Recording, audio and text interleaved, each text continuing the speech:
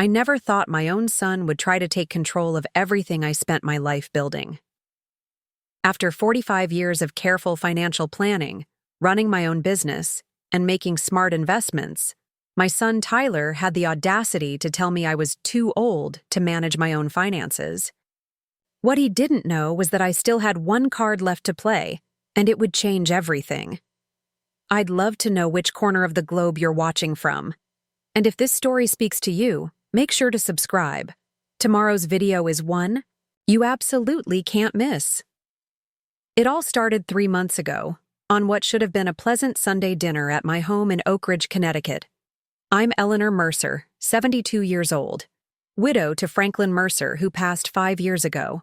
Since Frank's death, I've maintained our 3-bedroom colonial home, managed our investment portfolio, and continued the modest but comfortable lifestyle we built together over 50 years of marriage. That Sunday, my son Tyler, his wife Vanessa, and their 2 teenagers, Aiden and Sophia, came over for our monthly family dinner. Tyler had been acting strange for weeks, calling more often than usual, asking detailed questions about my finances, and suggesting I might want to simplify my life. I'd brushed it off as a normal concern, but that evening, everything changed. The dining room was filled with the aroma of pot roast, Frank's favorite and now a family tradition. We were halfway through dinner when Tyler cleared his throat. Mom, Vanessa, and I have been talking, and we think it might be time for you to consider moving into that assisted living community we looked at last year, Sunny Pines. I set my fork down. I'm perfectly capable of living in my own home, Tyler. We've discussed this. Tyler exchanged glances with Vanessa. It's not just about the house, Mom. We're concerned about your finances. My finances? I laughed. I managed a successful accounting firm for 30 years. Your father and I saved diligently. Our portfolio is doing well. That was then, Tyler said, his voice taking on that condescending tone that made my blood pressure rise. Things are more complicated now. Digital banking, online scams targeting seniors. I use 2-factor authentication and have never fallen for a phishing attempt in my life, I interrupted. I know what I'm doing. Tyler sighed dramatically. Mom, you forgot to pay your property tax last quarter until you got the late notice. That was true, but only because I'd been on a cruise to Alaska, a trip I'd planned meticulously, including setting aside funds for that tax bill. The notice came while I was away, and I paid it immediately upon my return, including the nominal late fee. One oversight doesn't mean I'm losing my faculties, Tyler. It's not just that, he continued. Dad left a significant estate, and I worry you might not be making the best choices. Last month, you donated $5,000 to that wildlife conservation group. The American Wildlife Foundation is a reputable organization with a 4-star rating, I said firmly. Your father and I always supported environmental causes. $5,000 is excessive on a fixed income, Tyler said. I'm not on a fixed income. The rental properties bring in steady revenue, and my investments performed exceptionally well last quarter. I increased my charitable giving because I had the means to do so. Tyler's expression hardened. Mom, I'm just trying to protect you, and frankly, my inheritance. Dad worked hard for that money, and there it was, the real concern. Not my well-being, but his inheritance. Your inheritance? I kept my voice calm, though inside I was seething. The money your father and I accumulated over our lifetime is still mine to manage as I see fit. You're 72, Mom. Cognitive decline is real. His teenage daughter, Sophia, looked mortified. Dad, Grandma is right here. It's fine, Sophia, I said, giving her a smile. Your father is concerned, that's all, though his concern seemed aimed more at his future bank account than my welfare. Later, after the dishes were cleared and the kids were in the living room watching a movie, Tyler approached me in the kitchen. I've spoken with a lawyer, he said, quietly. There's something called a conservatorship. It would let me help manage your affairs. I nearly dropped the glass I was drying. A conservatorship? You want to legally take control of my finances? Absolutely not. Mom, it's for your own good. Last week when I checked your investment account. When you what? I set the glass down before I could break it. How did you access my account? Tyler had the decency to look embarrassed. You left your laptop open when I visited last Tuesday. I was concerned, so I took a look. The violation of privacy stunned me. That's completely unacceptable, Tyler. You're making too many withdrawals. That account should be growing for the future, not shrinking because you're feeling generous with charities or taking expensive cruises. That money is for me to enjoy while I'm alive, not sit untouched for your benefit after I'm gone. The conversation ended in a stalemate, but as they left that evening, I heard Tyler tell Vanessa, "She's too stubborn. We'll need to take a different approach." That night, I couldn't sleep. My son, the little boy I'd raised, who I'd put through college, who I'd loaned money for his first house down payment, thought I was incompetent. Not just thought it, but was actively plotting to take control of my finances. The betrayal cut deep. The next morning, I called my old friend Margaret Sullivan. We'd worked together at the accounting firm before retirement, and she'd gone on to specialize in estate planning. "He said what?" Margaret exclaimed when I explained the situation over coffee at her home. "He thinks I'm too old to manage my money. He actually snooped through my investment accounts." Margaret's face clouded with anger. "Eleanor, this happens more often than you'd think. Children get impatient for their inheritance, or they genuinely believe their aging parents can't manage, so they try to take control.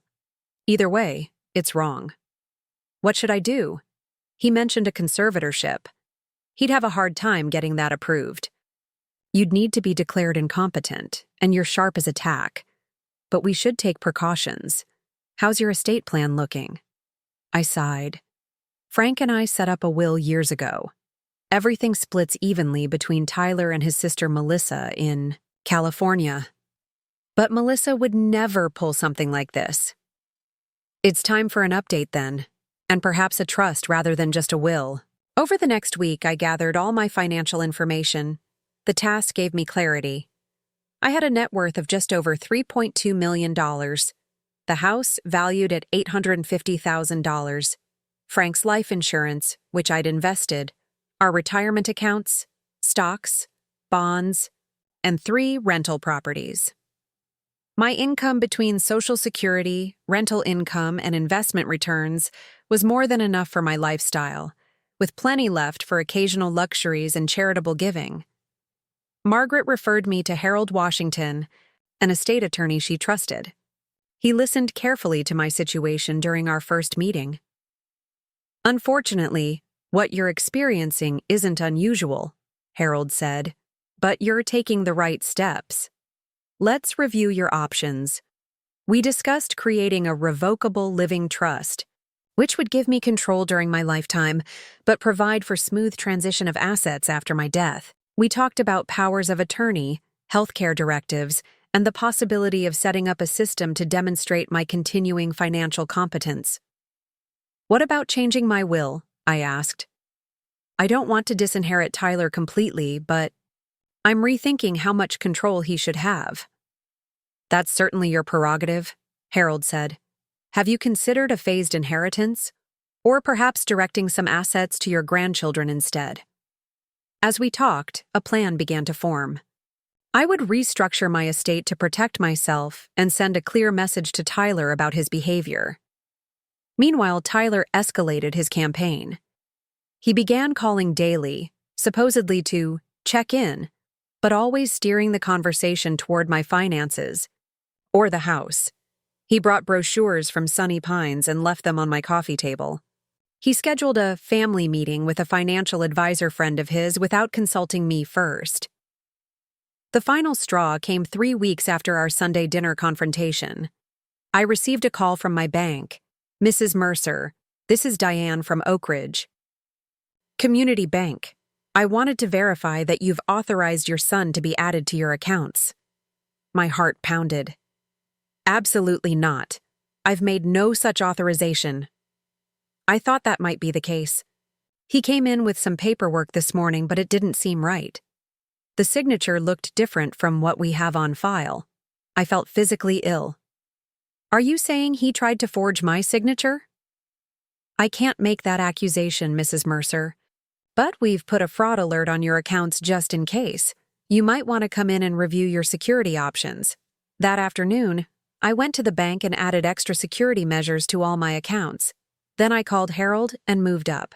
Our next appointment, he tried to forge my signature, I told Harold, still shaking with anger and disappointment. My own son. Harold's expression was grim. That's serious, Mrs. Mercer. Have you confronted him about it? Not yet. I wanted legal advice first. A lot of love and effort went into bringing this story to life. If you're enjoying it, we'd be so grateful if you'd subscribe to our channel. Now, back to where we left off. You could report this to the police. It's a fraud. The thought of my son facing criminal charges made my stomach turn. I don't want to go that far. I want to protect myself without destroying him. Harold nodded. Then let's finish setting up your trust and amending your will. We'll make it clear that any attempts to challenge your competence or take control of your assets will result in significant changes to his inheritance. Over the next 2 weeks, I worked with Harold to restructure everything. We created a revocable living trust, with myself as trustee and Margaret as successor trustee should I become incapacitated. I updated my will, reducing Tyler's inheritance substantially. Instead of an even split with his sister, he would receive just 15% of my estate. 40% would go to Melissa, and the remaining 45% would be divided among my grandchildren in trust accounts they could access at age 30. I also set up a system of financial oversight that would demonstrate my continuing competence. I arranged for quarterly meetings with a financial advisor of my choosing who would document my decision-making capacity. I created a detailed inventory of all assets, accounts, and passwords, which I stored with my attorney and gave copies to Margaret and Melissa. Throughout this process, I didn't tell Tyler what I was doing. He continued his campaign, growing more frustrated when his attempts to access my accounts failed. He brought a concerned neighbor's letter to show me, which I strongly suspected he'd written himself, suggesting that I seemed confused when collecting my mail. He tried to convince my longtime doctor to evaluate me for dementia, but Dr. Patterson had known me for decades and assured him I was perfectly sharp. 6 weeks after that fateful Sunday dinner, I invited Tyler and his family over again. This time. I also asked Melissa to fly in from California. She'd been horrified when I told her what was happening and immediately agreed to come support me. The atmosphere was tense as we gathered around the dining table. Tyler looked suspicious when he saw Melissa, clearly knowing she wouldn't support his plans. Vanessa seemed uncomfortable, avoiding my eyes. Only the grandkids acted normally, chatting about school and friends. After dinner, I asked the teenagers to watch TV in the living room. Then I placed a folder on the table. I've made some changes to my estate plan that you should all be aware of, I said calmly. Tyler straightened in his chair. What kind of changes? I've created a revocable living trust to manage my assets. I'm the trustee, with Margaret Sullivan as my successor should I become unable to manage my affairs. Margaret? Your old work friend? Tyler looked incredulous. Shouldn't a family member be the successor trustee? Margaret has expertise in this area, and I trust her completely, I said. I've also updated my will. I slid copies of the summary, documents across the table. Tyler snatched his up immediately, scanning the pages with a growing alarm. 15%? He finally sputtered. I only get 15%? And Melissa gets 40%? How is that fair? Melissa, who had been quiet until now, spoke up. This isn't about fairness, Tyler. It's about consequences. Consequences for what? He demanded. I looked him directly in the eyes. For trying to take control of my finances without my consent. For attempting to add yourself to my bank accounts with a forged signature. for treating me like I'm incompetent because of my age. The color drained from his face. The bank called you. Yes, they did. They also helped me add security measures to prevent any further attempts. Vanessa gasped. Tyler, you said you were just helping your mother with paperwork. You tried to forge her signature?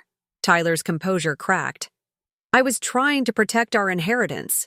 She's giving away thousands to random charities and spending on luxury cruises. At this rate, there will be nothing left. That's not true, I said. My financial advisor confirms that my spending is well within sustainable limits. I'm still saving and investing prudently. Your father worked his whole life to build this estate, Tyler said, his voice rising. And you're just frittering it away. Your father and I built this estate together, I corrected him, and we always intended to enjoy the fruits of our labor in our retirement.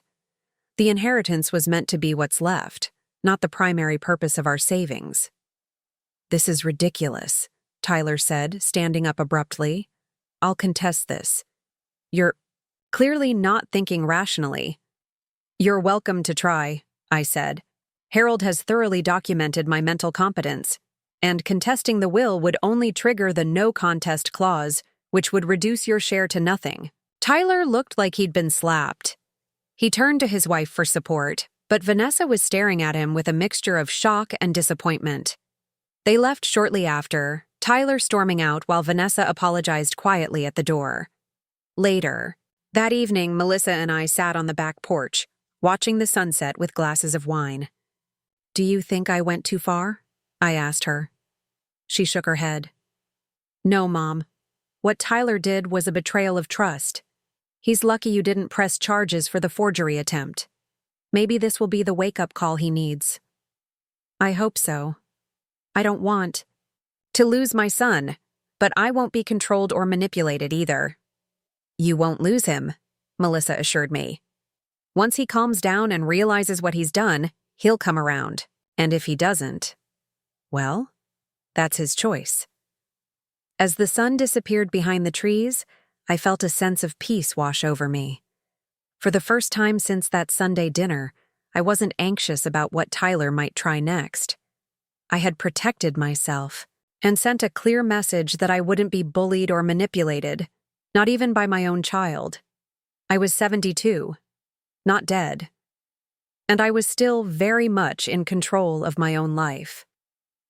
A week passed after the confrontation. No calls from Tyler, no text, messages, not even an email. The silence was both a relief and a heartache. Melissa stayed with me for a few days before flying back to California, making me promise to keep her updated on any developments. My neighborhood book club meeting that Wednesday provided a welcome distraction. We gathered at Judith Parker's house, a Victorian-style home just 3 blocks from mine. The ladies, all of us in our 60s and 70s, had been meeting monthly for over a decade. As we discussed Ann Patchett's latest novel, Patricia Reynolds, a retired family court judge, noticed my distraction. You're awfully quiet today, Eleanor, she said during a lull in the conversation. Everything all right? I hesitated, then decided. These women were my support system. Actually, I've been dealing with some family issues. Tyler tried to take control of my finances. The reaction was immediate. Several of the women nodded in recognition. My daughter did the same thing 2 years ago, said Barbara Wilson, pouring herself more tea. Started suggesting I couldn't remember things when her only evidence was that I forgot her husband's birthday, which I've done every year since she married him 30 years ago because, frankly, he's forgettable. Patricia leaned forward. Unfortunately, I saw many cases like this during my time on the bench. Financial elder abuse often comes from family members who convince themselves they're acting in their parents' best interest. What did you do? I asked Barbara. She smiled wickedly. I told her I was considering selling my house and using the money for a round-the-world cruise. She backpedaled so fast she nearly fell over. The women laughed, but Patricia's expression remained serious. you've taken concrete steps to protect yourself legally, Eleanor? Because these situations can escalate. Yes, I assured her. I've updated my estate plan and added security to my accounts. Patricia nodded approvingly. Good. Document everything too. Keep a record of any concerning conversations or actions. That advice proved prescient. The very next day, I received a call from Aiden, my 17-year-old grandson. Grandma? His voice sounded shaky. Dad's really mad. He's been talking about getting a lawyer to prove you're, incompetent. My heart sank. I see. Has he actually contacted a lawyer? I don't know. But he and Mom had a huge fight about it last night. Mom said he was being horrible and greedy. He said she didn't understand what was at stake. Thank you for telling me, Aiden. Are you doing okay? This must be difficult for you. Yeah, it's pretty awful. Dad keeps saying you've changed your will because you're confused and paranoid, but that doesn't sound like you at all. I changed my will because your father tried to take control of my finances without my permission, I explained gently. He even attempted to forge my signature at the bank. There was a long silence. He did? He didn't tell us that part. I'm not surprised. Aiden, I want you to know that none of this affects what I've set aside for you and Sophia. In fact, I've created trust funds for both of you that will be available when you're 30. Really? Wow. Thank you, Grandma. After we hung up, I called Harold immediately to inform him of Tyler's potential plans. Let him try, Harold said confidently. We've documented your competence thoroughly, but let's schedule another evaluation with Dr. Patterson, just to have recent medical confirmation of your cognitive health. 2 days later, I went in for a complete cognitive assessment. Dr. Patterson administered several tests, all of which I passed with flying colors. Your cognitive function is excellent, Eleanor, she assured me. Better than many of my patients 20 years younger. Would you be willing to document that officially? I asked. My son is threatening legal action? Dr. Patterson's expression hardened. Absolutely. I'll prepare a comprehensive report, and I'll make myself available if this goes to court. Though, I sincerely hope it doesn't come to that. With the medical evaluation complete, I felt more secure but still uneasy. Tyler's silence continued for another week, then ended abruptly when I received a formal letter from Wilson and Brantley law offices. Opening it with trembling hands, I found a coldly worded document informing me that Tyler Mercer was seeking legal remedy regarding concerns about the mental competence of Eleanor Mercer and the recent changes to her estate planning documents, which were executed under questionable circumstances. The letter requested that I agree to an independent psychiatric evaluation and reverse the recent changes to my will and trust, or face legal action. I called Harold immediately. Don't panic, he said after I read him the letter. This is a scare tactic. They're hoping you'll back down rather than face the stress of legal proceedings. What should I do? Let me respond on your behalf. We'll make it clear that you've already undergone thorough cognitive assessment with your longtime physician, that your estate changes were made with full legal counsel and mental competence, and that any legal action will be vigorously defended. Harold sent his response the next day. Then came another period of silence. I tried to go about my life normally, attending my book club, volunteering at the library twice a week, managing my rental properties, and having dinner with friends. But the strain of the situation affected me. I lost weight, struggled with insomnia, and found myself jumping every time the phone rang. 3 weeks after Harold's response, Vanessa surprised me by showing up at my door unannounced. She looked tired, with dark circles under her eyes. Can we talk? She asked hesitantly. I invited her in, offered tea, and we sat in the sunroom that had always been her favorite part of the house. I want to apologize, she said, cradling her mug. I had no idea Tyler was trying to forge your signature or take control of your accounts. He told me he was just trying to help organize things. I appreciate that, Vanessa. How are things at home? She sighed deeply. Tense. Tyler's obsessed with this whole inheritance situation. He's convinced you're being manipulated by Melissa or your friends. He can't accept that you're perfectly capable of making your own decisions. And what? Do you think? She met my eyes directly. I think my husband is being an entitled, greedy jerk. I told him so, which didn't go over well. I couldn't help but smile at her bluntness. I'm sorry this is causing problems in your marriage. This isn't your fault, she said firmly. Tyler created this situation. And to be honest, I'm seeing a side of him I never knew existed. We've always been comfortable financially. His engineering job pays well. My interior design business is thriving. I never thought he was fixated on an inheritance. Money can reveal unexpected aspects of people's characters, I said. Vanessa nodded. The kids are upset too. Aiden and Sophia think he's being terrible to you, and they're right. How is Tyler? Planning to proceed with this legal action? I asked. That's partly why I'm here. He met with the lawyer again yesterday. They're planning to file something with the court next week. I don't know the details. But Eleanor... She hesitated. He's gathering evidence of your supposed mental decline. He's talking to neighbors, looking through old emails where you might have made mistakes, even planning to record phone conversations with you. My blood ran cold. He's going that far? I'm afraid so. I told him he's crossed a line, but he's convinced himself this is for your own good, and of course to protect the family legacy. She made air quotes around the phrase. Thank you for warning me, Vanessa. There's one more thing. She reached into her purse and pulled out a folded paper. He printed this email exchange between himself and his lawyer. I thought you should see it. The email detailed the strategy Tyler and his attorney were developing. They planned to argue that my sudden estate changes demonstrated paranoia and confusion. They would request temporary conservatorship during the legal proceedings, which would give Tyler immediate access to my finances. This is quite calculating, I said, keeping my voice steady despite the shock.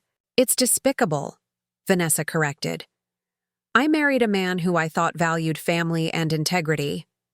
Now I'm questioning everything. After Vanessa left, I called Harold again.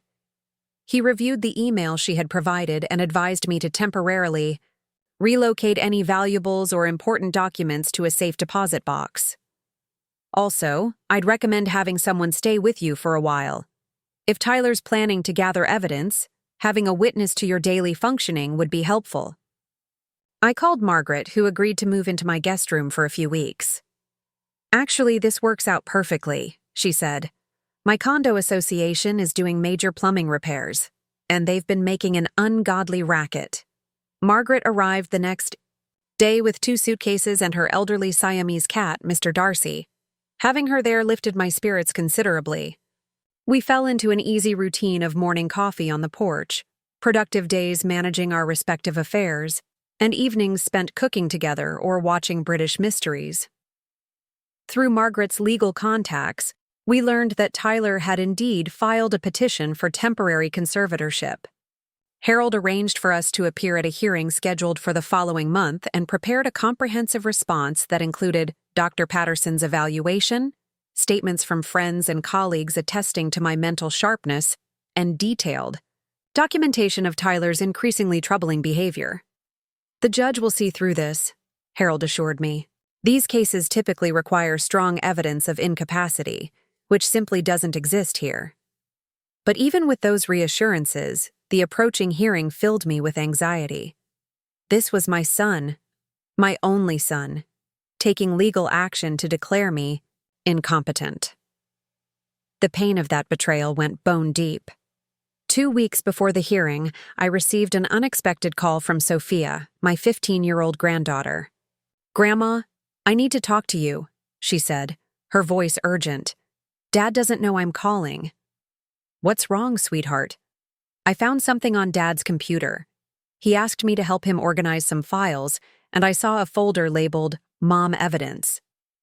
I know I shouldn't have looked, but What was in it? I asked, though I suspected the answer. Photos of your house that he took last time we visited, focusing on, like, a pile of mail on the counter and some dishes in the sink. Screenshots of your Facebook posts where you made typos.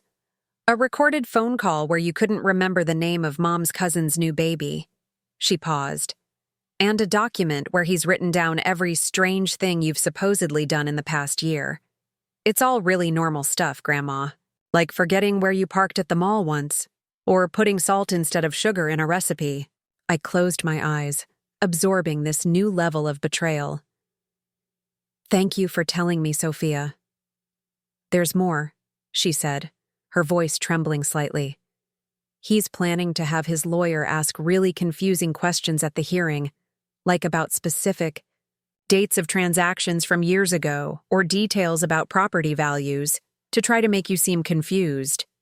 After speaking with Sophia, I added this new information to our growing documentation.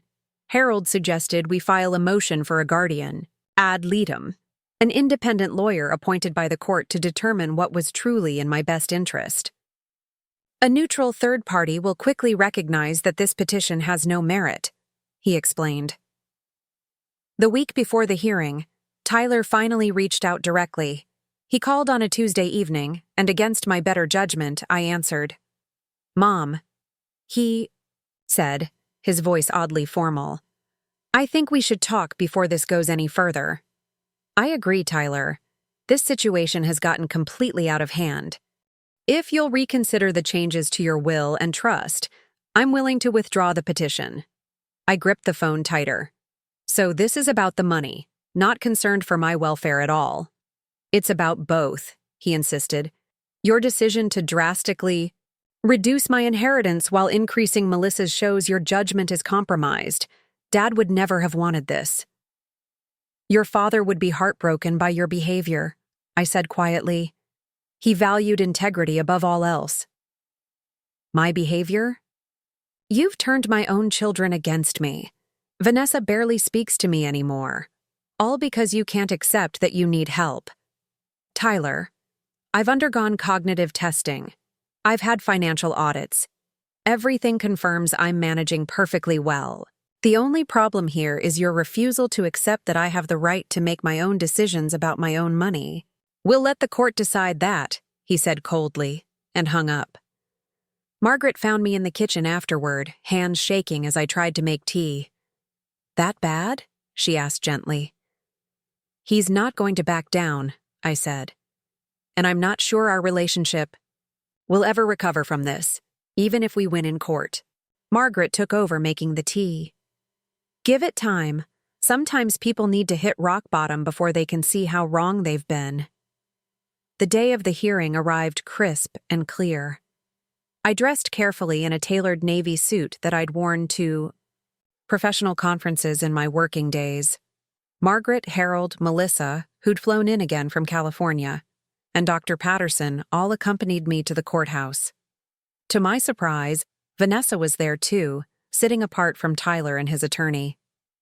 She gave me a small, encouraging smile. My grandchildren weren't present, for which I was grateful. They shouldn't have to witness this family tragedy. The hearing itself was both better and worse than I'd expected. Better because the judge, a sharp-eyed woman in her 60s, seemed immediately skeptical of Tyler's petition. Worse because sitting in that courtroom, watching my son testify that I was mentally compromised, was one of the most painful experiences of my life.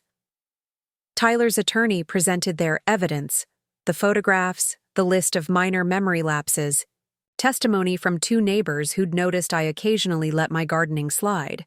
He tried the confusing question strategy that Sophia had warned me about, asking me to recall specific dates of transactions from years ago. Objection, Harold said calmly.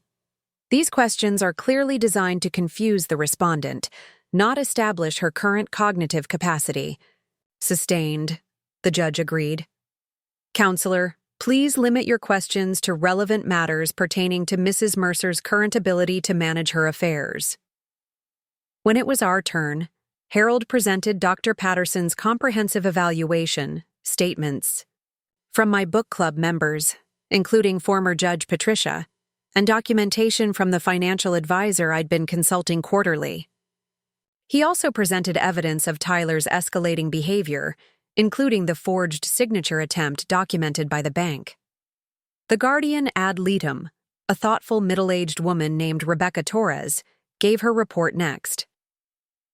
After thorough investigation, I find absolutely no evidence supporting the need for conservatorship. Mrs. Mercer demonstrates excellent cognitive function, has appropriate systems in place to manage her financial affairs, and has made reasonable estate planning decisions. With proper legal counsel, she turned directly to the judge.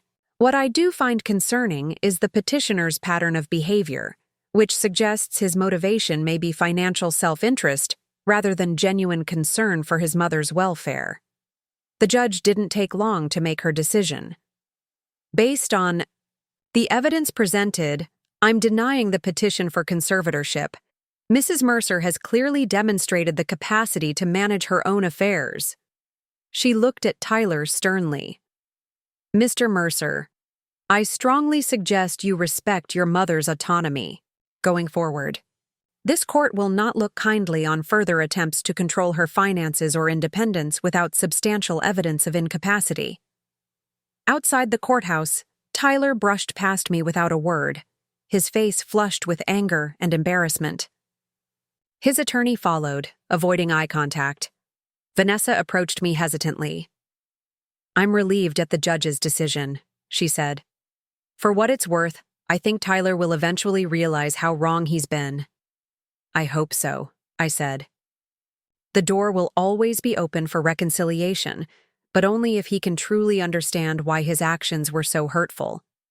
Margaret took my arm supportively. Ready to go home?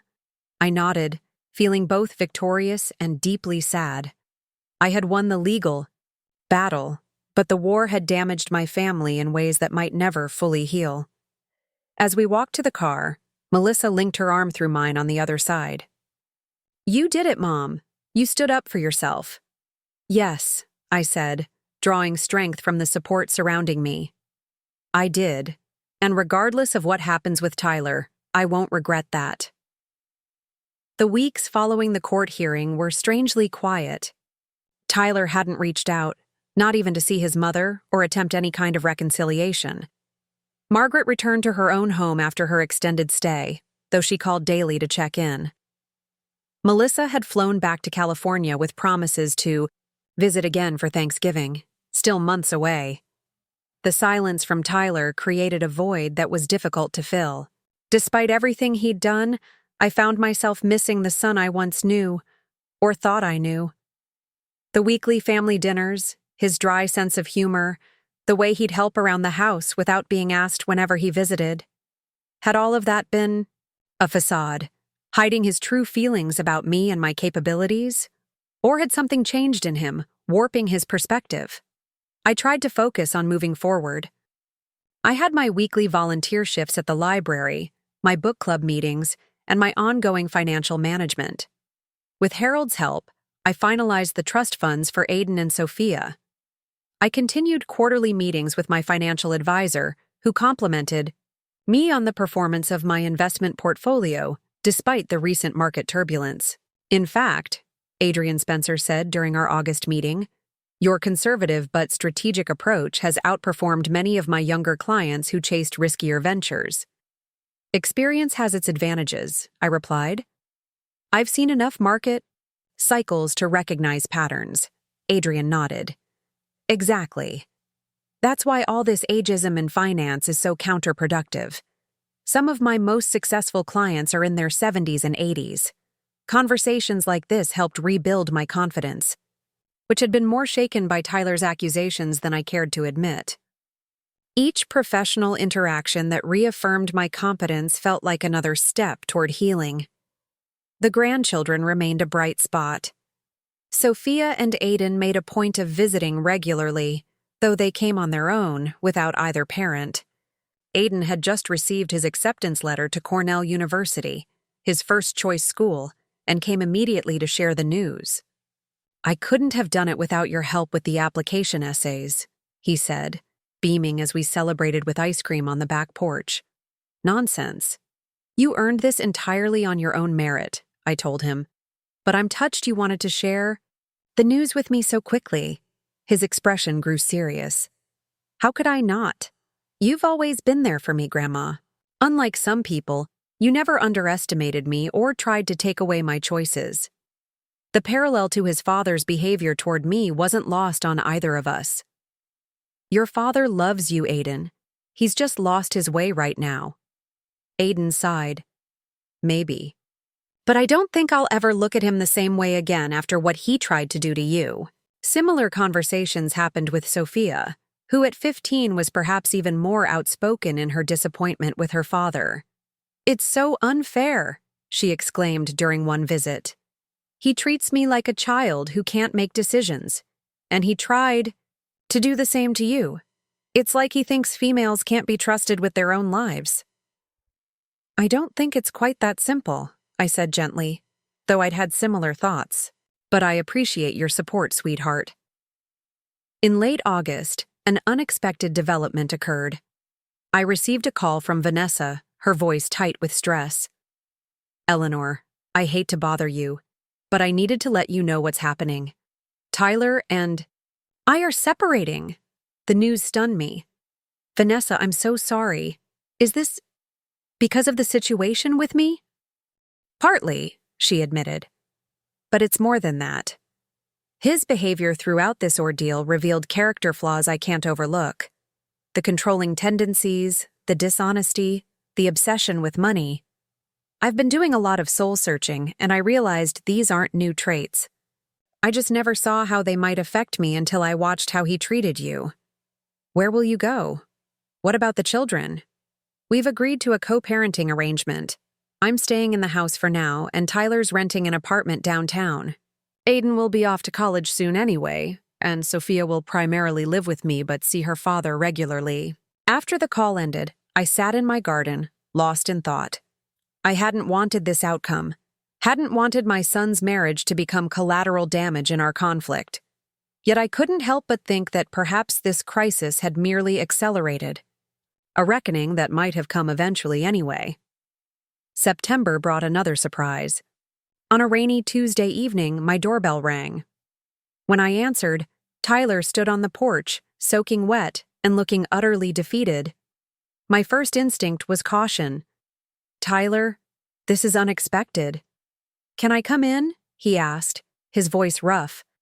Please, I hesitated, then stepped aside. He entered, dripping on the hardwood floor of the foyer. Let me get you a towel, I said, maintaining a safe emotional distance. When I returned with the towel, he was standing exactly where I'd left him, as if afraid to advance further into the house without explicit permission. Thank you, he said, taking the towel. After drying his face and hair, he looked at me directly for the first time. I owe you an apology, a massive one. I didn't respond immediately, waiting to hear more. What I did was inexcusable, he continued, trying to take control of your finances, the conservatorship petition, all of it. I convinced myself I was protecting you, but the truth is, he swallowed hard. I was being selfish and controlling, and I've lost so much because of it. Why now, Tyler? It's been months since the hearing. He ran a hand through his damp hair. Pride, stubbornness, shame. Take your pick. It wasn't until Vanessa left that I really started examining my behavior.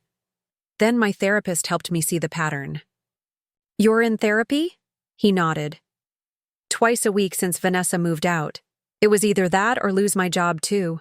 I was so angry all the time I started lashing out at colleagues. I gestured toward the living room. Let's sit down. We settled into separate chairs, the coffee table between us like neutral territory. I don't expect you to forgive me, Tyler said. I violated your trust in the worst way. But I wanted you to know that I see it now, how wrong I was, and I'm working to change. What brought all this on initially? I asked. We always had a good relationship. Why suddenly decide I couldn't manage my own affairs? Tyler looked down at his hands. It wasn't sudden, at least not in my mind. After Dad died, I started worrying about you being alone. Then, when you took that Alaskan cruise instead of coming to Aiden's debate championship, I'd booked that cruise a year in advance, and Aiden told me he understood completely. I know that now, but at the time, I interpreted it as you becoming self-centered, not thinking about family priorities. Then the property tax bill being late. While I was on that cruise, I pointed out. Yes, but in my mind, these became evidence of a pattern. And then, he hesitated. Last year, my company's stock took a major hit. We lost a significant portion of our retirement savings. Vanessa and I had been counting on my inheritance to make up the difference. And there it was, the truth finally emerging. So, when you saw me donating to charities and taking cruises, I panicked, he admitted. I thought you were depleting what I'd been counting on. And instead of talking to you like an adult, I convinced myself you weren't capable of managing things properly.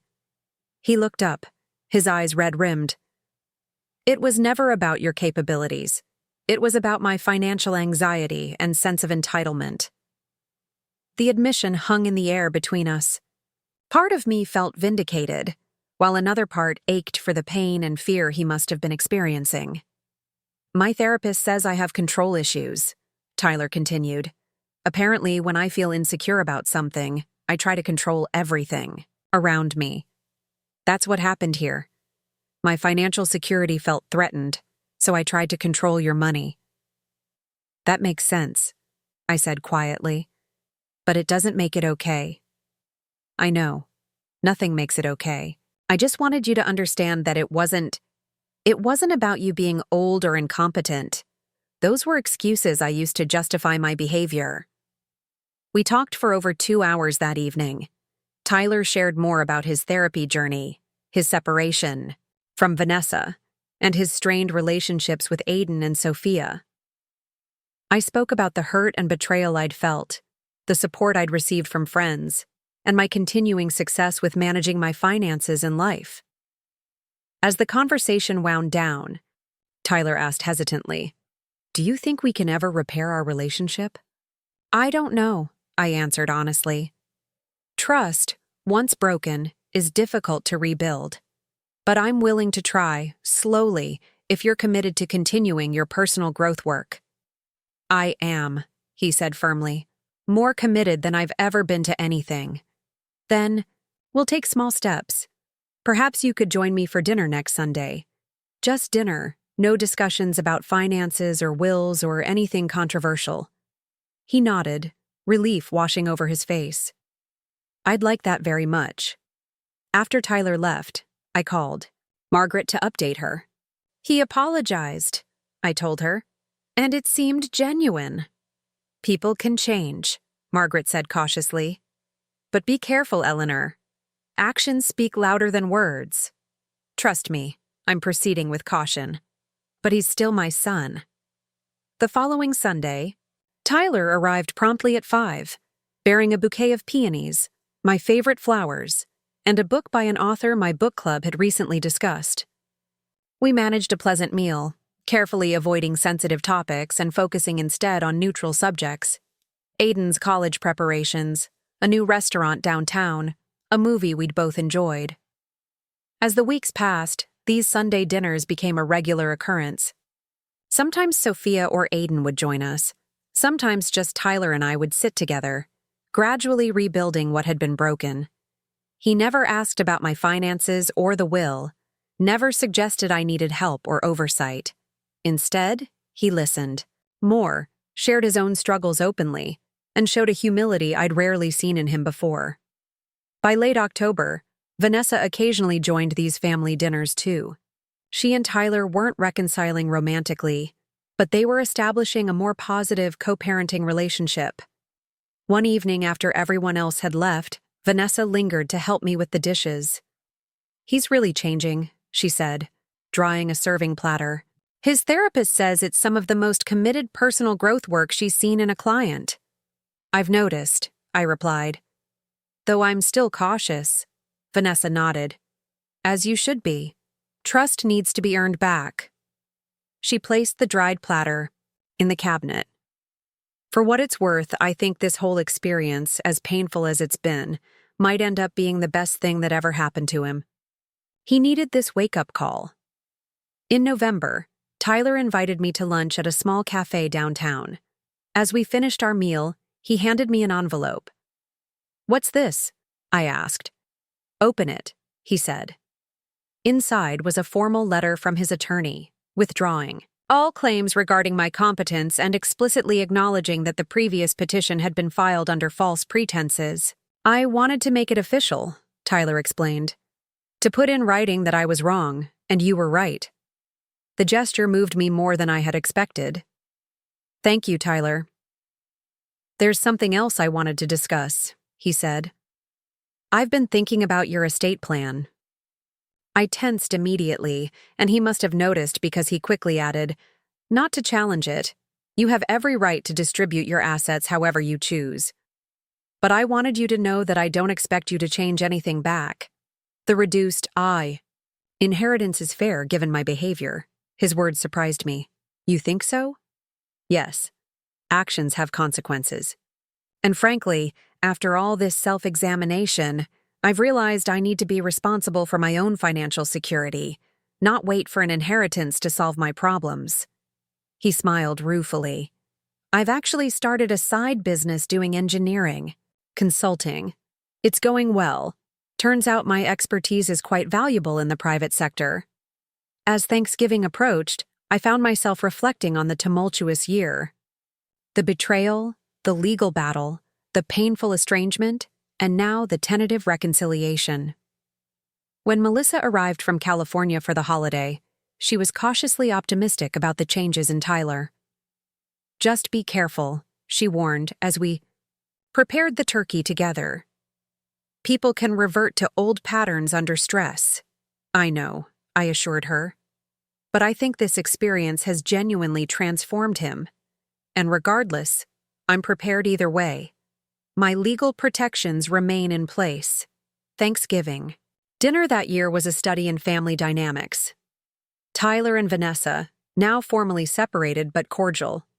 Aiden, home from his first semester at Cornell, still wary of his father but willing to engage. Sophia, slightly less confrontational than before but watching her father carefully for any signs of regression. Melissa, protective of me but making an effort with her brother. And me, observing it all, grateful for the healing that was occurring but realistic about the road still ahead. After dinner, as everyone gathered in the living room for coffee and pie, Tyler raised his mug. "I'd like to make a toast," he said. "To my mother, Eleanor Mercer, the strongest, most capable woman I know. I'm sorry I ever doubted you, and I'm grateful you're giving me a chance to earn back your trust." The sincerity in his voice brought unexpected tears to my eyes. "Thank you, Tyler." Later that evening, as the gathering wound down, I stepped onto the back porch for a moment of quiet, reflection. Melissa joined me, wrapping a shawl around my shoulders against the November chill. "Penny, for your thoughts," she asked. "I was just thinking about how differently this could have gone," I said. "If I hadn't stood my ground, if I'd given in to Tyler's pressure." "But you didn't," Melissa pointed out. "You fought for your autonomy and won." "Yes, but at such a cost. Tyler's marriage, the family discord. Those things aren't your fault, Mom. Tyler made his choices, and now he's facing the consequences.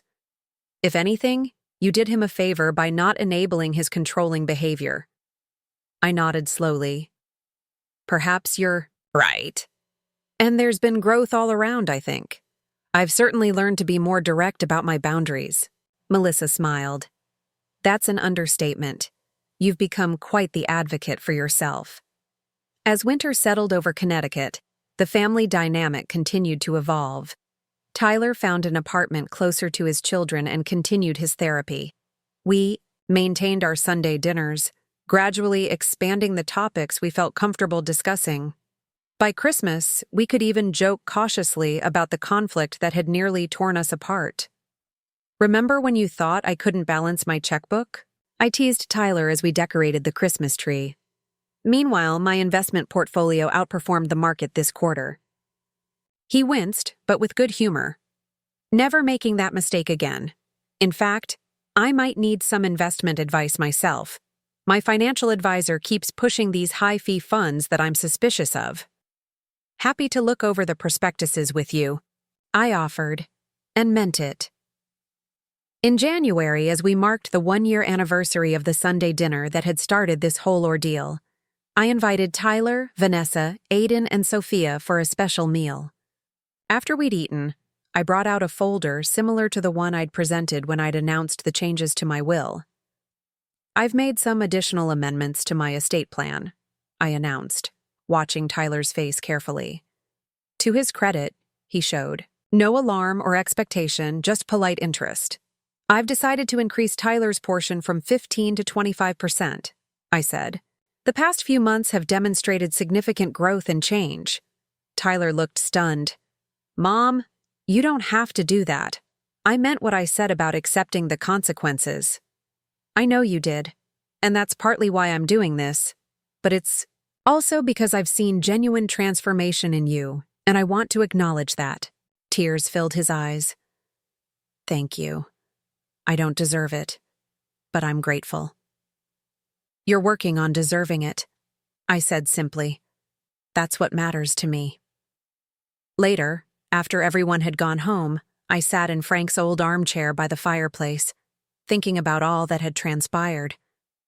The painful journey had unexpectedly led to positive outcomes. Tyler was becoming a better, more self-aware man. I had discovered a strength I hadn't known I possessed. Our family, though changed, was healing. The financial dispute that had threatened to destroy us had instead revealed important truths. That I deserved respect regardless of my age. That money could corrupt even the closest relationships if we let it. And that true reconciliation required accountability, not just apologies. As I looked toward the future, I felt a sense of peace. Whatever challenges lay ahead, and at 73, I knew there would be challenges. I had proven to myself and others that I could face them with dignity, intelligence, and determination. My son had said I was too old to manage my money. In proving him wrong, I had taught us both valuable lessons about autonomy, respect, and the true meaning of family. The amended will wasn't just about financial assets anymore. It represented a new understanding between us, one based on mutual respect rather than control or entitlement. Sometimes it takes nearly losing something precious to recognize its true value. In our case, what we'd nearly lost was our relationship. The inheritance that truly mattered wasn't money or property, but the restored bonds between generations, now stronger for having been tested, broken, and carefully mended. Spring arrived in Connecticut with a burst of renewal that seemed fitting given the transformation my family had undergone. The snow melted, crocuses pushed through the softening earth, and I found myself energized by both the changing season and my evolving relationship with Tyler. Our weekly Sunday dinners had become a comfortable routine. Tyler was dating again. Nothing. Serious, just casual companionship with a divorced professor from the local community college. Vanessa had relocated to a smaller home closer to her design clients and seemed happier than she had been in years. The legal separation had given her space to grow her business and rediscover her passion for painting, something she'd abandoned during her marriage. "I'd forgotten how therapeutic it is," she told me one afternoon as we browsed an art supply store together. All those years I was designing spaces for other people to be creative in, but not taking time for my own creativity. "It's never too late to reclaim parts of yourself," I said, helping her select brushes. She smiled. "You would know. You've been an inspiration to me, Eleanor." I was touched by her words, but also aware that my journey of self-assertion had inadvertently catalyzed major changes in her life. I never intended for my stand against Tyler to affect your marriage. I know. But honestly, it needed to be affected. I'd been ignoring problems for years. She selected a set of acrylic paints. Sometimes we need to see someone else fight for their autonomy before we realize we need to do the same. Her insight stayed with me, prompting reflections on how one act of standing up for oneself can create ripples through a family system. Those ripples continued to spread as spring progressed into early summer. In June, I received an unexpected invitation from Audrey Lewis, a fellow member of my book club. "I'm part of a seniors advocacy group," she explained after our monthly discussion of Kazuo Ishiguro's latest novel. "We're hosting a panel discussion on financial autonomy for older adults. After hearing your story, I wondered if you might be willing to participate as a speaker." Me? I was surprised. I'm not a professional in that field. That's exactly why we want you. You've lived through an attempt at financial control and successfully defended your autonomy. Your first-hand experience would be invaluable to others facing similar situations. I hesitated. Speaking publicly about such a personal matter seemed daunting, especially knowing that the story involved Tyler. I wouldn't want to embarrass my son. He's worked hard to change. "You wouldn't need to use real names," Audrey assured me. "But your experience could help so many others." Patricia says elder financial abuse cases are dramatically underreported, and even when they are reported, many victims don't know how to advocate for themselves effectively. After careful consideration and a candid conversation with Tyler, who surprised me by supporting the idea, I agreed to participate. The panel was scheduled for July at the Oak Ridge Community Center, featuring myself, a geriatric social worker, an estate attorney, not Harold but a colleague of his, and a financial advisor specializing in senior finances. Preparing for the panel forced me to organize my thoughts about the entire experience. What had I learned? What would I do differently? What advice could I offer others? I spent hours drafting talking points, refining them with Margaret's help, and practicing my delivery. When the day arrived, I was nervous but determined. The community center's meeting room was filled beyond capacity, with extra chairs brought in to accommodate attendees. Looking out at the sea of faces, predominantly older adults, but also some younger people who I guessed were adult children of seniors, I realized how common these situations must be. I spoke for 20 minutes, detailing my experience while changing names and some specific details to protect privacy. I explained how I'd recognized the warning signs of control, how I'd sought legal help, and how I'd documented my competence. I shared the emotional toll of standing up to a loved one, but emphasized the importance of maintaining autonomy, the care. Hardest part wasn't the legal battle, I told the audience. It was acknowledging that someone I loved and trusted was trying to control me under the guise of protection. Recognizing that required me to see clearly without sentiment clouding my judgment. The questions afterward were thoughtful and often poignant. How do you balance accepting help from family with maintaining independence? What specific legal documents should everyone have in place? How do you respond when family members start treating you as if you're incompetent? I answered as honestly as I could, emphasizing that each situation was unique, but that preparation, documentation, and a strong support network were universally helpful. After the panel concluded, several attendees approached me privately to share their own stories. A widower in his 80s described how his daughter had taken his checkbook for safekeeping and now questioned every purchase. A woman in her 70s revealed that her son had convinced her to add him to her bank accounts and subsequently borrowed substantial sums without permission. "You've inspired me to take action," the woman told me, her eyes shining with determination. "I'm calling my bank tomorrow."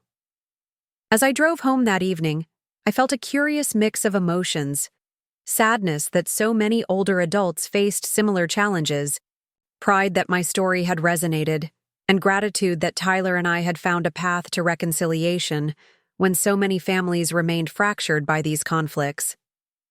The next morning, I received a call from Patricia Reynolds, the retired judge from my book club who had attended the panel.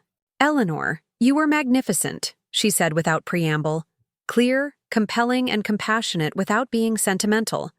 Several people approached me afterward asking if you might consider speaking at other venues." "Other venues? I'm not a professional speaker, Patricia." "Perhaps not, but you have a gift for making complex legal and emotional issues accessible. The Senior Center in Hartford has a monthly education series. The State Bar Association hosts workshops on elder law. There's a real need for voices like yours."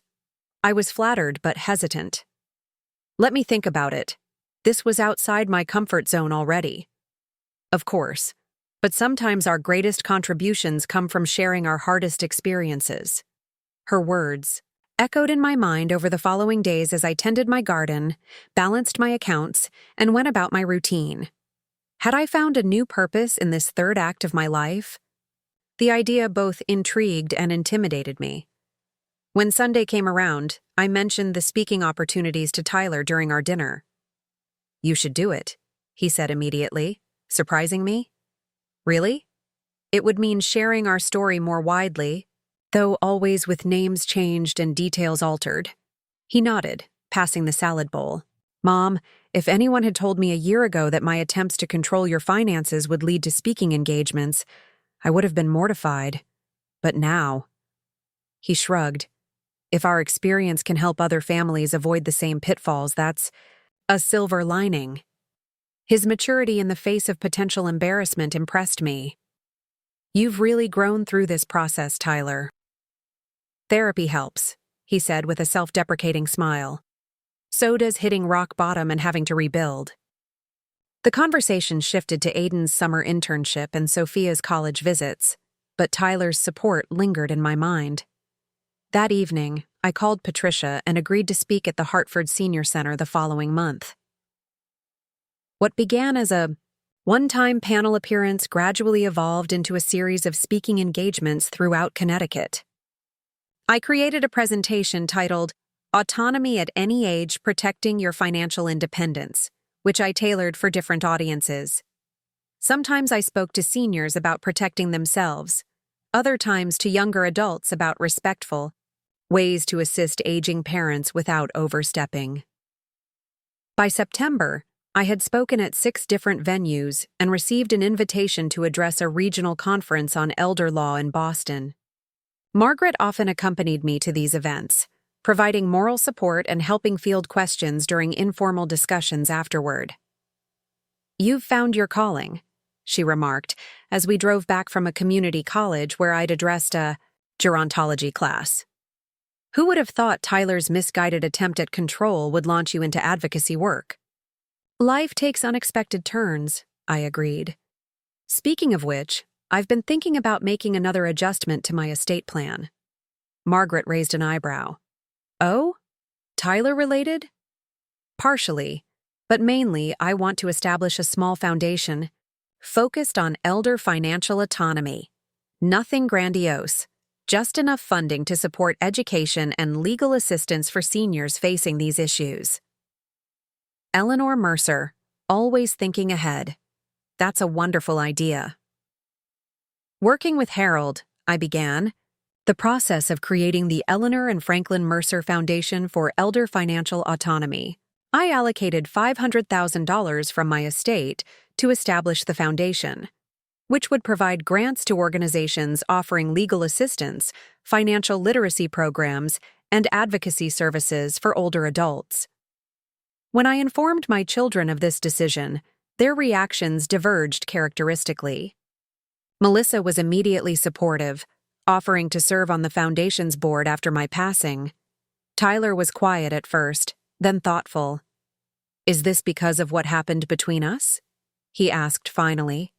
"It's because of what I learned through that experience," I clarified. "I was fortunate to have resources, knowledge, and a support network. Many seniors don't."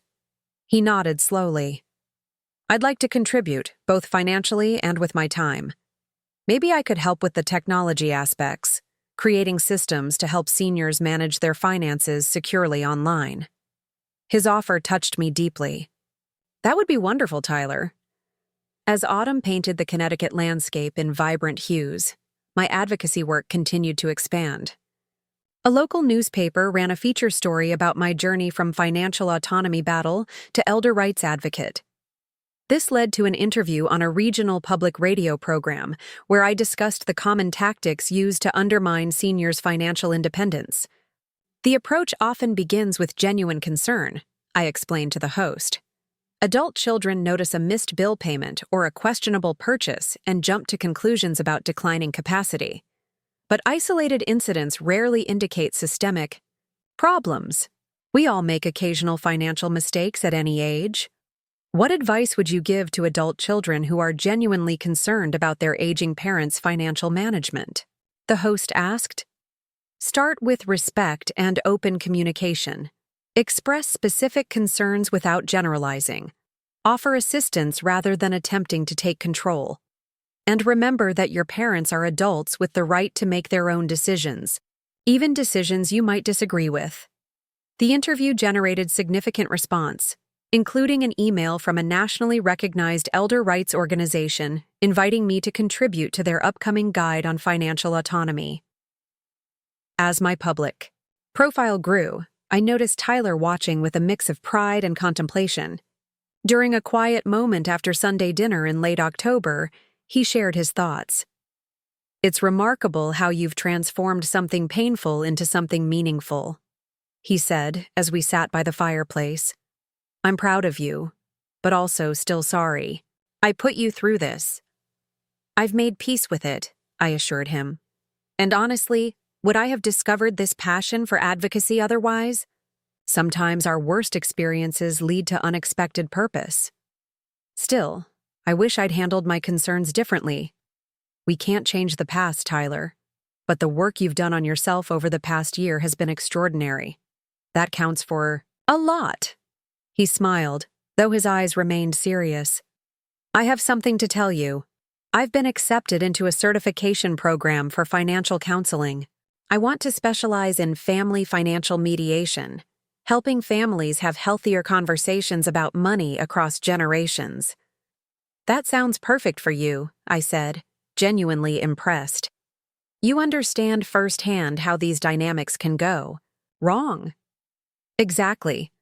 I've experienced the controlling side and seen the damage it can cause. Now I want to help prevent others from making the same mistakes.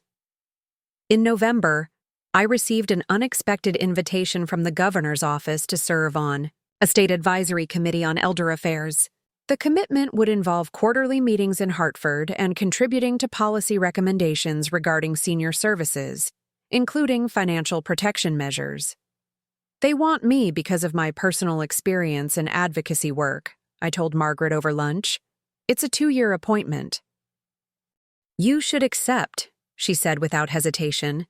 You have insights that most professionals in the field lack, the lived experience of fighting for your autonomy and winning.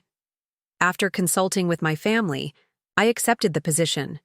At 73, I was embarking on a new chapter of public service that I could never have anticipated. My first committee meeting was scheduled for early December, coinciding with a winter storm that blanketed the state in snow. You should reschedule, Tyler suggested when he called that morning. The roads look treacherous. I've driven in Connecticut. Winters for 50 years, I reminded him. I'll be fine. At least let me drive you, he offered. I have a flexible schedule today, and my SUV handles better in snow than your sedan. I considered declining, a reflexive defense of my independence, but then recognized the difference between controlling behavior and genuine assistance. That would be very helpful, thank you. Tyler arrived promptly, helped me navigate the icy walkway to his vehicle, and drove carefully to Hartford. During the journey, we discussed his certification program and my upcoming presentation at a retirement community. I've been thinking, he said as we neared the Capitol. Would you be willing to let me sit in on one of your presentations sometime? I think it would be valuable for my training to hear how you frame these issues. Of course. I'm speaking at Riverside Retirement Community next week. You'd be welcome to attend. Thanks. And maybe someday, when I'm further along in my certification, we could develop a joint presentation. Your perspective as a senior protecting your autonomy, my perspective as someone who learned the hard way not to overstep.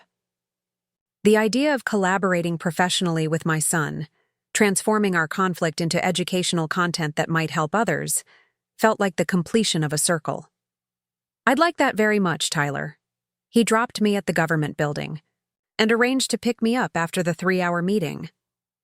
As I watched him drive away, I reflected on the extraordinary journey we'd traveled together. From confrontation to courtroom to collaboration, a path neither of us could have predicted. The advisory committee meeting was productive and engaging. My fellow committee members included geriatricians, social workers, legal experts, and other senior advocates. We discussed legislative priorities for the coming year, including strengthening protections against financial exploitation and improving guardianship oversight. During the introductions, I briefly shared my experience with attempted financial control. Several committee members expressed familiarity with my speaking engagements or radio interview. Your perspective is exactly what this committee needs, said Dr. Howard Jenkins, a geriatrician from New Haven. Too often these discussions happen about seniors rather than with them. By the time Tyler picked me up, I was energized despite the long meeting.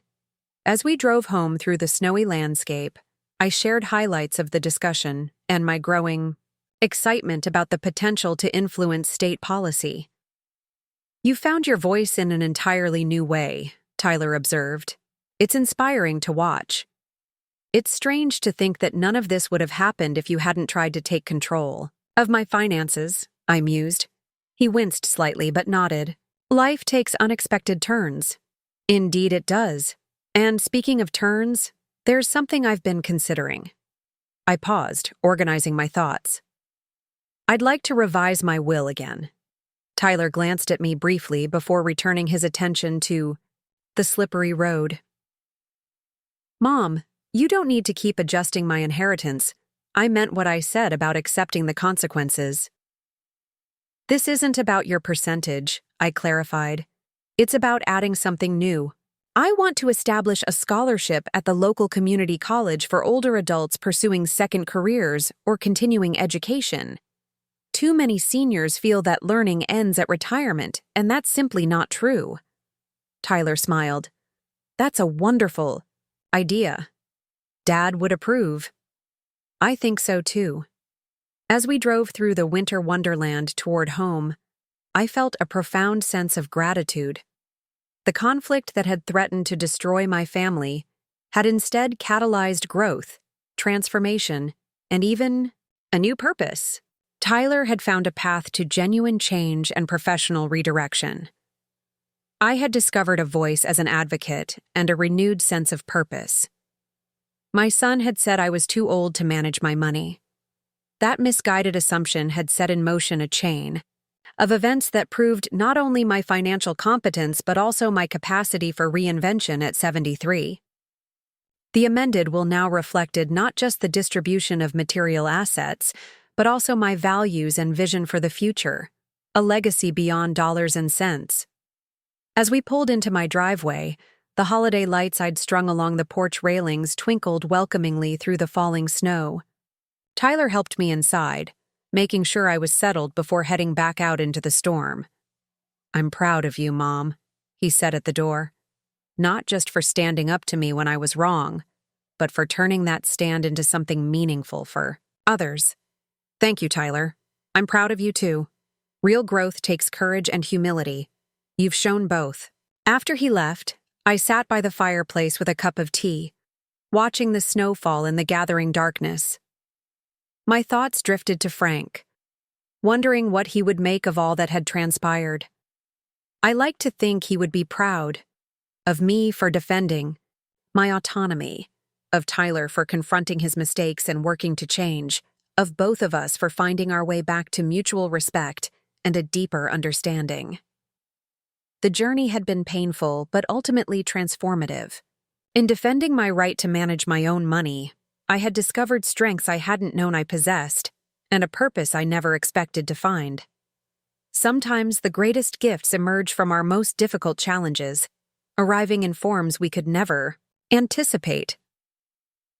At 73, I wasn't just managing my money, I was shaping my legacy, using my voice, and embarking on new adventures. The third act of my life was turning out to be more meaningful and fulfilling than I could have imagined. Proof positive that growth, purpose, and transformation have no age limit.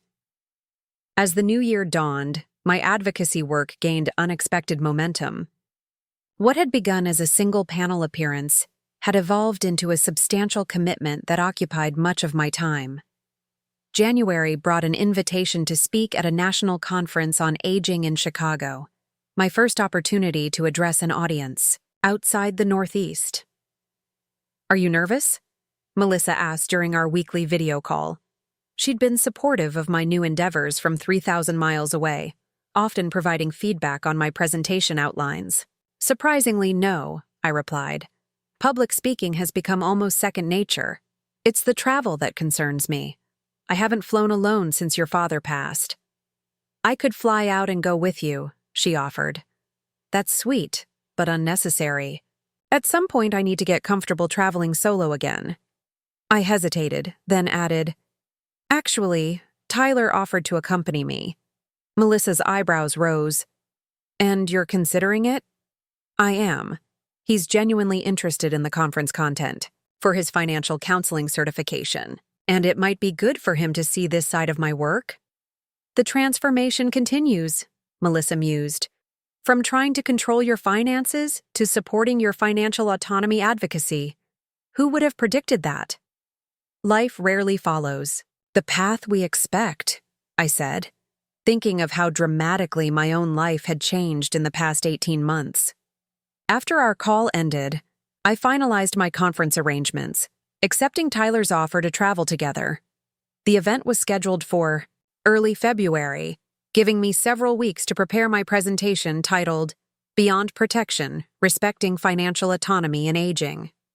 Meanwhile, my work on the Governor's Advisory Committee intensified.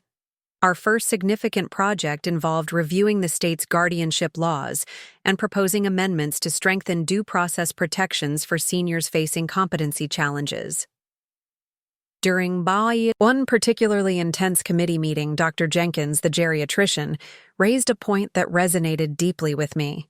"The current system places too much emphasis on protection and not enough on autonomy," he argued.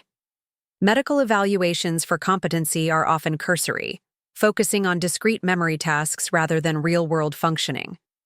"Exactly," I agreed.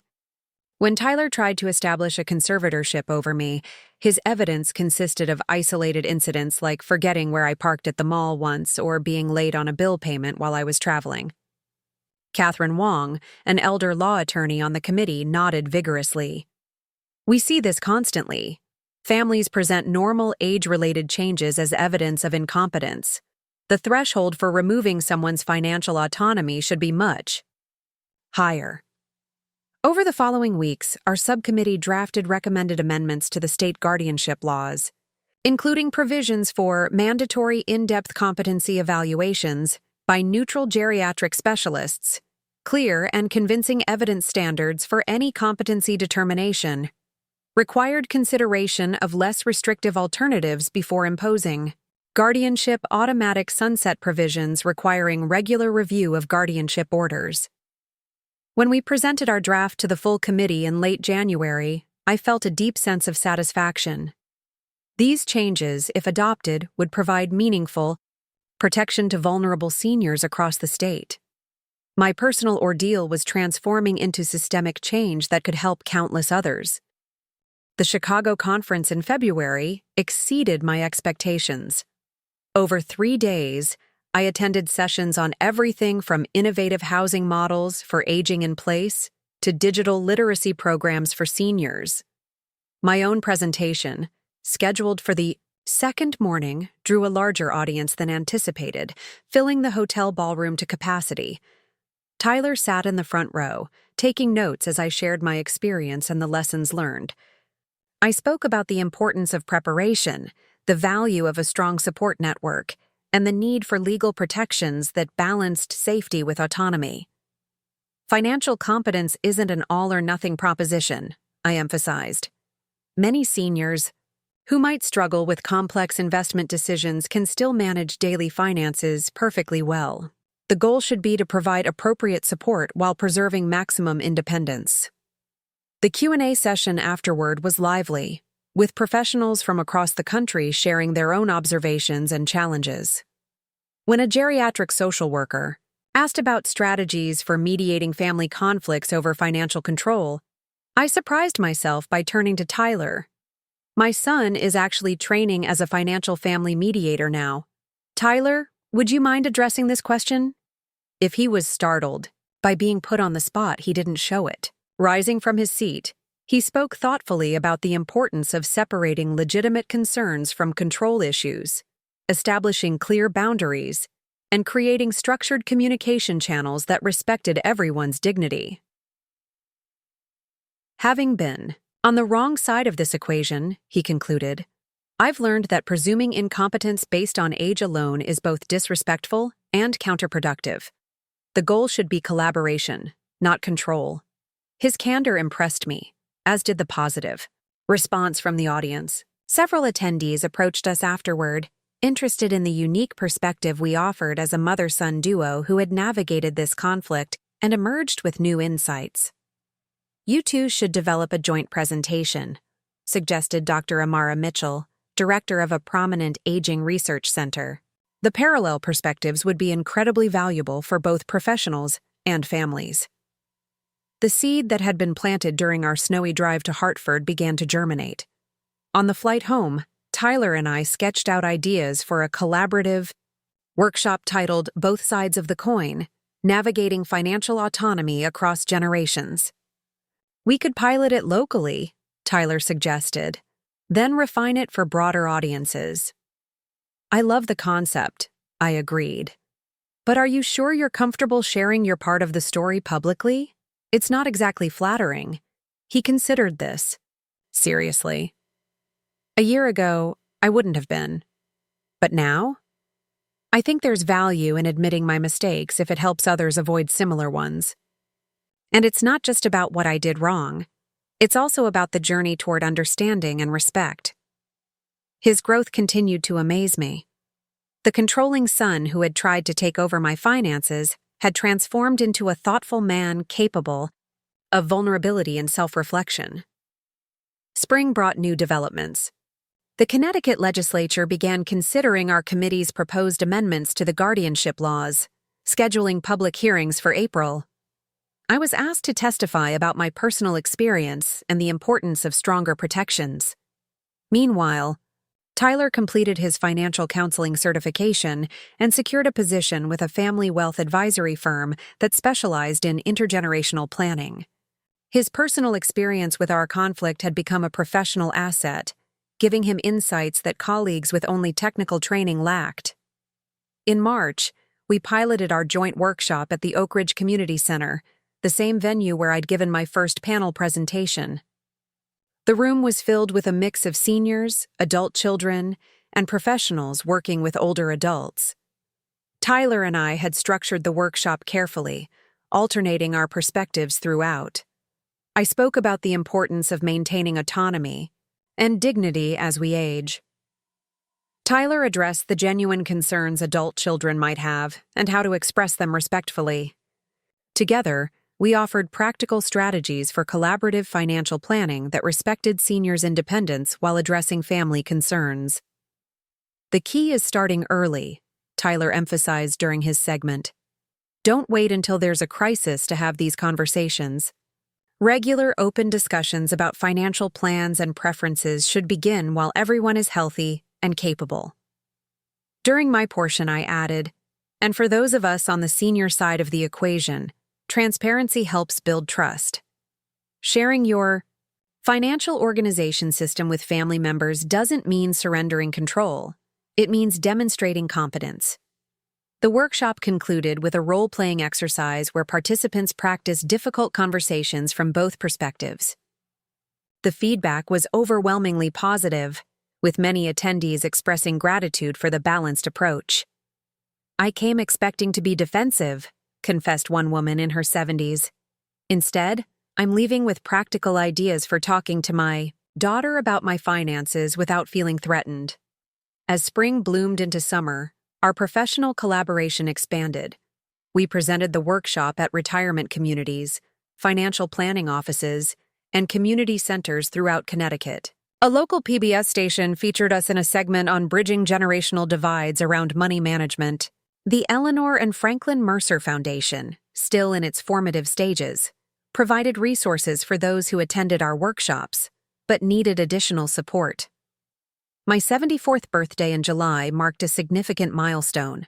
For the first time in decades, I hosted a large celebration inviting friends, family, and colleagues from my advocacy work. Melissa flew in from California with her husband. Aiden came home from his summer internship in Boston. Sophia, now a high school senior, helped organize the event with Vanessa. The backyard was transformed with string lights, flowers from my garden, and tables set for dinner. As twilight settled over the gathering, Tyler stood to offer a toast to my remarkable mother, he began, raising his glass. A year and a half ago, I foolishly claimed she was too old to manage her money.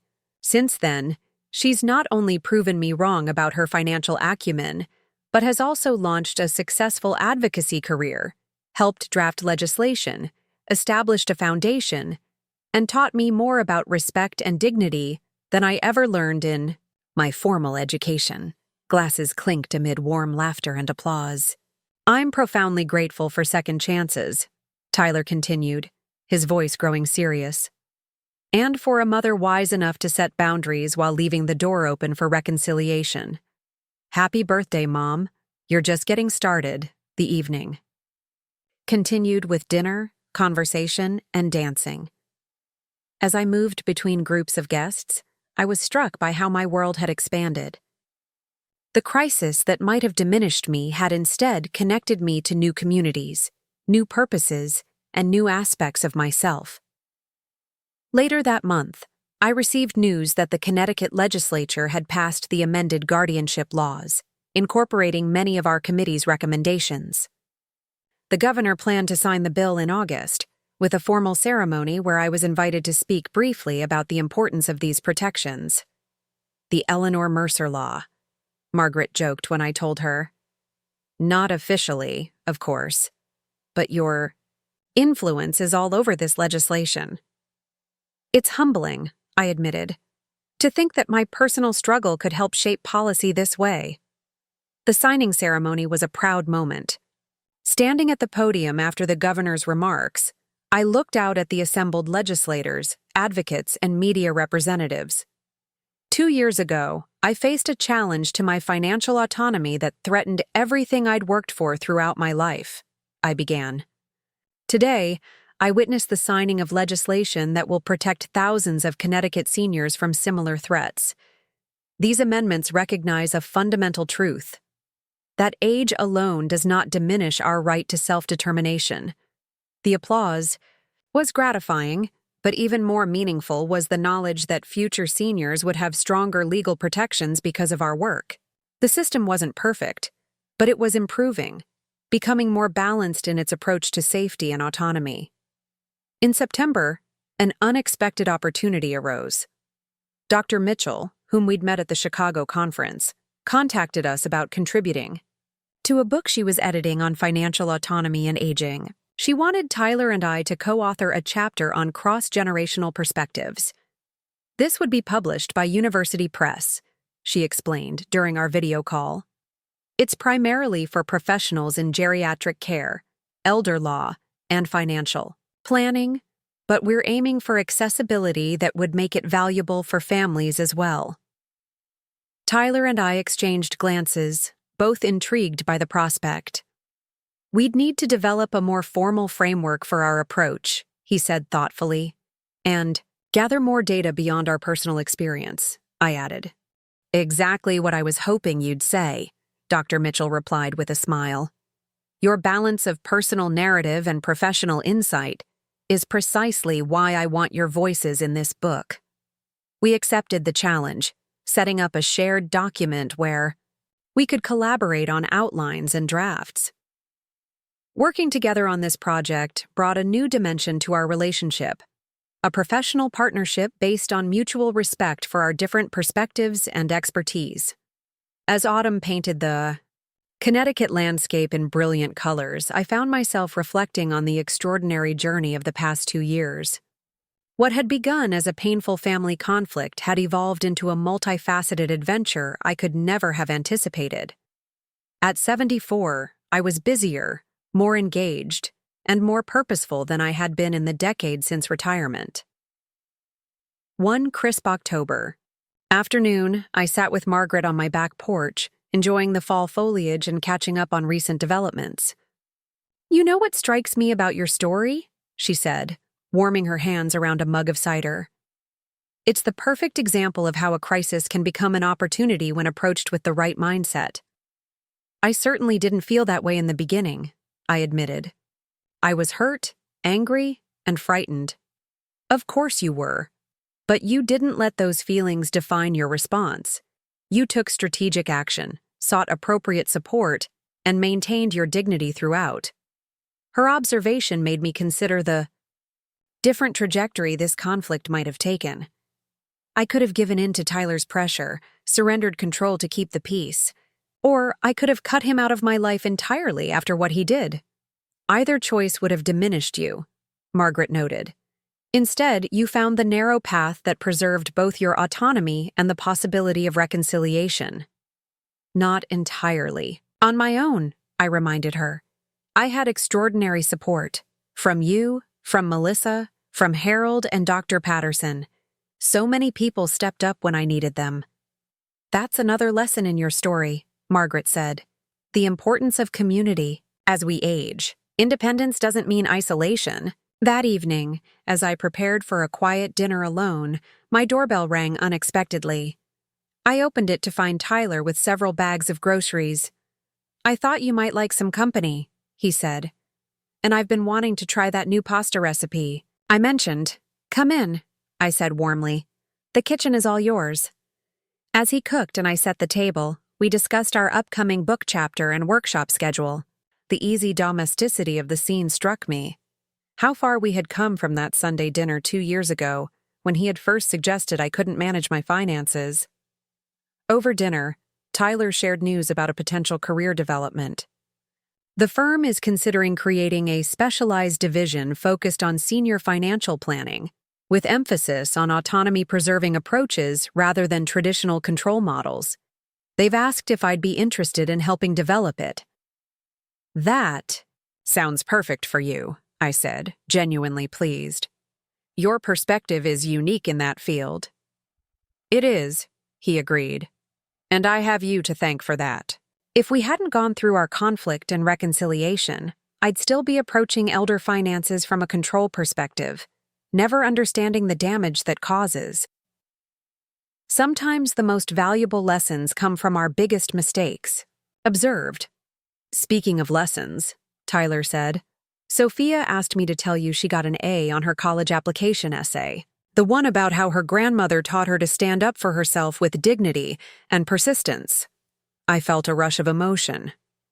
"She wrote about me?" "She did. She said watching you fight for your autonomy while maintaining grace under pressure was the most important lesson she's learned about becoming a woman. The knowledge that my experience had influenced my granddaughter's developing sense of self was deeply moving. The ripples continued to spread, touching lives in ways I couldn't have foreseen. As the year drew to a close, I found myself taking stock of all that had transpired since that fateful Sunday dinner, when Tyler had first suggested I was too old to manage my money. The journey had been arduous at times, painful in moments, but ultimately transformative. My financial autonomy remained intact, strengthened by new systems and safeguards. My relationship with Tyler, after nearly fracturing beyond repair, had evolved into something more authentic and balanced.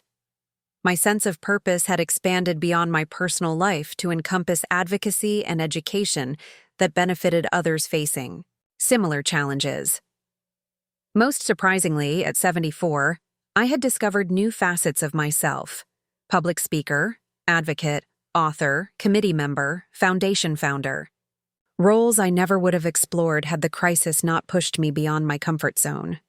During the holiday season, as my family gathered once again in my home, I felt profound gratitude for the journey we had traveled together. Tyler and Vanessa, though still separated, had found a cordial co-parenting relationship. Aiden, home from college, was considering law school with a focus on elder issues, inspired partly by our family's experience. Sophia had been accepted early to her first-choice university, where she planned to study psychology and gerontology. Melissa, observing it all during her holiday visit, remarked on the transformation. "It's like watching a Phoenix story," she said as we prepared Christmas dinner together. "Something beautiful emerging from the ashes of conflict." "That's a lovely way to think about it," I agreed. "Though I could have done without the ashes." She laughed. "Couldn't we all? But would any of this have happened without that catalyst? Your advocacy work, Tyler's career shift, the foundation, the legislation you helped shape?" "Probably not," I acknowledged. Life unfolds in unexpected ways. On New Year's Eve, I hosted a small gathering. Margaret and her new gentleman friend, Patricia from the book club, and her husband, Tyler, Vanessa, and the grandchildren. As midnight approached, we stood on my back deck with champagne flutes, watching neighborhood fireworks illuminate the sky. "I'd like to propose a toast," I said, raising my glass. "To autonomy and reconciliation, two values I've learned need not be in conflict. To mistakes that become opportunities, to growth that knows no age limit, and to all of you, who helped me transform a painful challenge into an unexpected adventure." As our glasses clinked and the new year began, I felt a sense of completion and continuation simultaneously. One chapter was ending, but another was beginning, one filled with purpose, possibility, and the wisdom that comes from navigating life's most difficult passages with courage and dignity. My son had said I was too old to manage my money.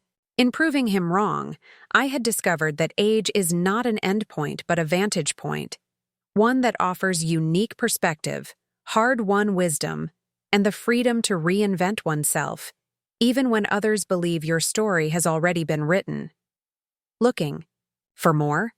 We've got two amazing stories ready for you right on screen. If this one touched you, these are absolutely worth your time. Click to watch them now, and hey, subscribe and hit that bell to never miss our latest uploads.